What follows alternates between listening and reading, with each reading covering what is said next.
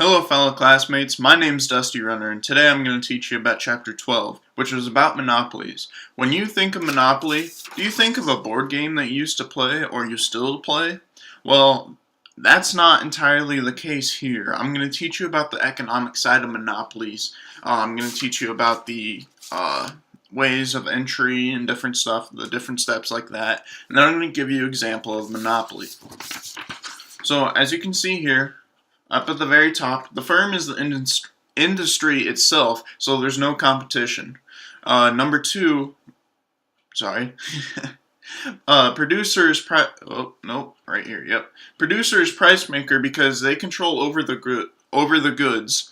And then number three, there are strict barriers of entry. Number four, there's a downward sloping demand curve because of the fixed prices. Number five, there's a lack of any viable substitutes for this good, and then monopolies have full control over supply at the expense of others is number six. So there can be a lack of competition for the quality of service, and then without government regulation, prices, they can be excessive. So that's basically a monopoly. It's hard to enter because, here are some examples that I know of anyway. Budweiser kind of became a monopoly because they bought out like Coors and Miller Lite. When was that? A couple years ago. So now they control that side of things. I mean, they still make Coors and Miller Lite, but they control that side of business. And then you have Cabela's and Bass Pro. Bass Pro bought out Cabela's, but Cabela's are keeping their stores is what Bass Pro wants them to do, because there'd be an out riot. But anyway, those two companies are working together under one big CEO or big corporate owner.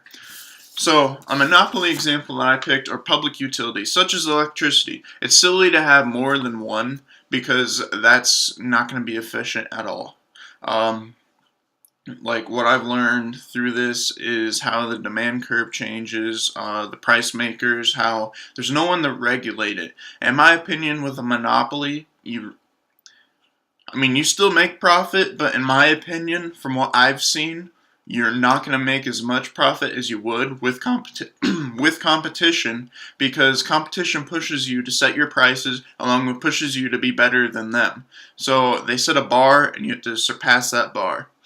But that's just my opinion. My name's Dusty Runner. Like I said, I taught you a little bit about monopolies for Chapter 12. How I made this video is with QuickTime Player on my MacBook Pro. Recorded myself, and I'm about to just export it to a 720p file, so it's going to be like a high definition file. And then how I'm going to upload it is I'm going to take that file and I'm going to put it in the Dropbox and upload it there. If that doesn't work, then most likely you'll be seeing this on YouTube. I'm going to upload it to YouTube and give you the web link. Okay, have a good day. Hope you learned a little bit more.